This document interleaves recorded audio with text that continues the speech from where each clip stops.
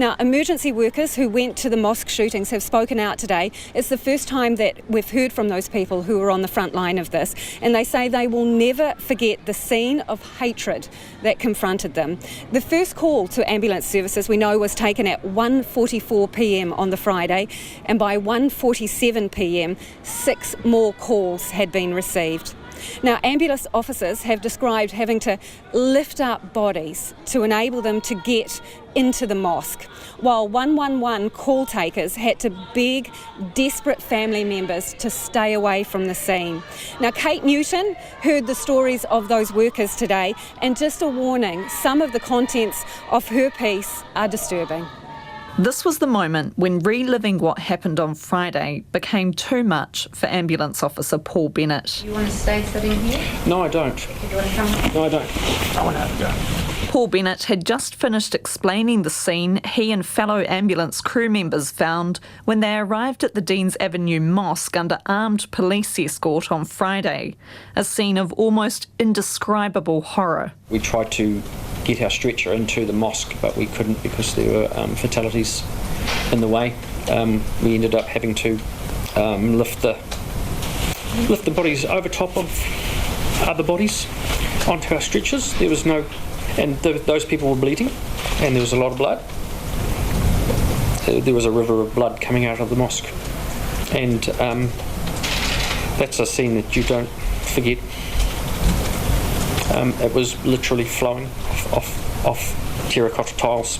Mr Bennett worked on the day of the Christchurch earthquakes, but says the mosque shootings was the most horrific scene he's ever witnessed. The earthquake was something, it's kind of like it was Mother Nature, and you could explain that in your own head. The scene at Deans Ave was about hatred.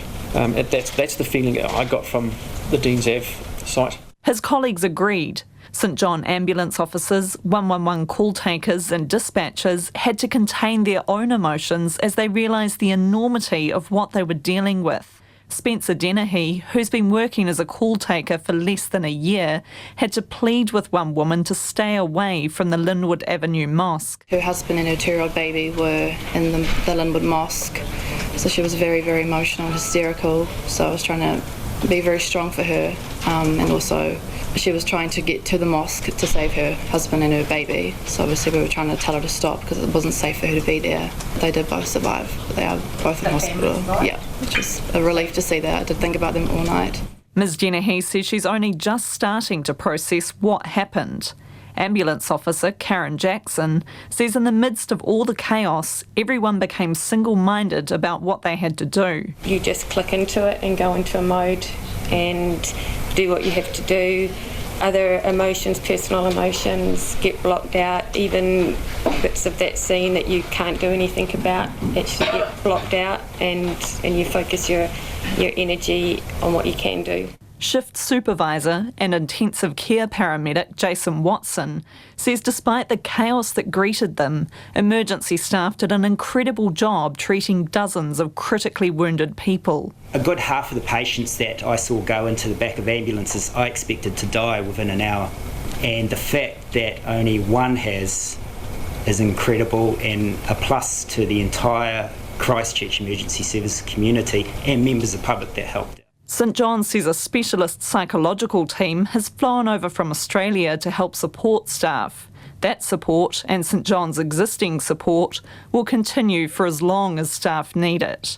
Mō te hōtaka o te ahiahi, ko Kate Newton tēnei.